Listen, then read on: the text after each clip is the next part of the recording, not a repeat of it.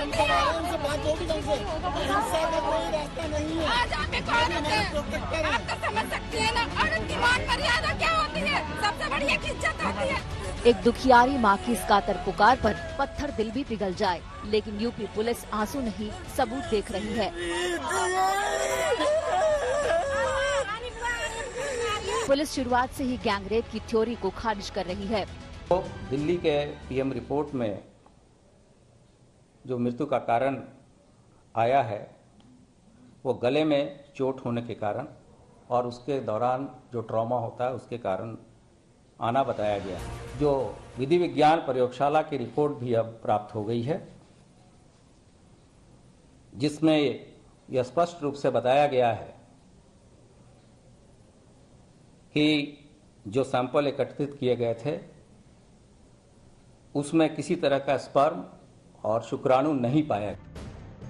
इस केस में कल सफदरजंग अस्पताल की पोस्टमार्टम रिपोर्ट आई थी। इस पोस्टमार्टम रिपोर्ट में बलात्कार का कोई जिक्र नहीं। रिपोर्ट में गला दबाने और गर्दन की हड्डी टूटने का जिक्र है। साथ ही मौत की वजह कार्डियक अरेस्ट को बताया गया है। इससे पहले हाथरस के एसपी ने अलीगढ़ के अस्पताल की मेडिकल रिपोर्ट का हवाला देकर रेप के आरोपों को खारिज किया था।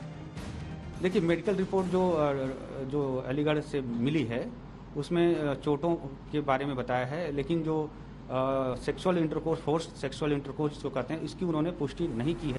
सवाल ये है कि अगर बलात्कार नहीं हुआ तो लड़की ने मरने से पहले अपने आखिरी बयान में बलात्कार की बात क्यों कही? उस दिन जिस दिन आपकी चोट लगी है उस दिन रेप हुआ है। अच्छा, दोनों ने किया था, कोई और भी था? वो दोनों थे और बाकी सब भाग गए थे। अच्छा, बाकी सब भाग गए थे। मम्मी को देख के। अच्छा, मम्मी को देख के भाग गए थे। तो आप उस समय होश में थे? थोड़ा सा होश था। थोड़ा सा होश था। अच्छा, तो रेप हुआ आपके साथ। उसके बाद क्या किया? मेरी मम्मी ने मुंह में पानी डाला तो कुछ नहीं क्या हुआ। सवाल ये है कि क्या मरने से पहले दिए बयान में पीड़िता ने गलत बयानी की है? अगर उसके साथ बलात्कार नहीं हुआ तो उसने बलात्कार का आरोप क्यों लगाया? फिर ऐसा क्या हुआ कि पीड़िता को इतनी बेरहमी से मारा गया जो कि उसकी मौत हो गई? इन सवालों के बीच आज तक की उस मुहिम का बड़ा असर हुआ है, जिसके जरिए हाथरस की बेटी को इंसाफ दिलाने की मांग की जा रही है। इलाहाबाद हाई कोर्ट की लखनऊ बेंच ने मामले की गंभीरता को देखते हुए खुद संज्ञान में लिया है। यूपी के DGP, ADG law and order, Hathras के डीएम और एसपी को अदालत ने नोटिस भेजा है। सभी को 12 अक्टूबर को अदालत में हाजिर होने के निर्देश दिए गए हैं। कोर्ट ने हाथरस पुलिस के अमानवीय बर्ताव पर भी सवाल उठाए हैं। घर वालों की मर्जी के खिलाफ जाकर लड़की का जल्दबाजी में अंतिम संस्कार करने पर भी नाराजगी जताई है। इस पूरे मसले पर अदालत ने आदेश दिया कि आज तक की कवरेज से जुड़े कंटेंट भी सुनवाई में मदद के लिए लाए जाएं। कई अन्य मीडिया रिपोर्ट का जिक्र भी अदालत ने किया है।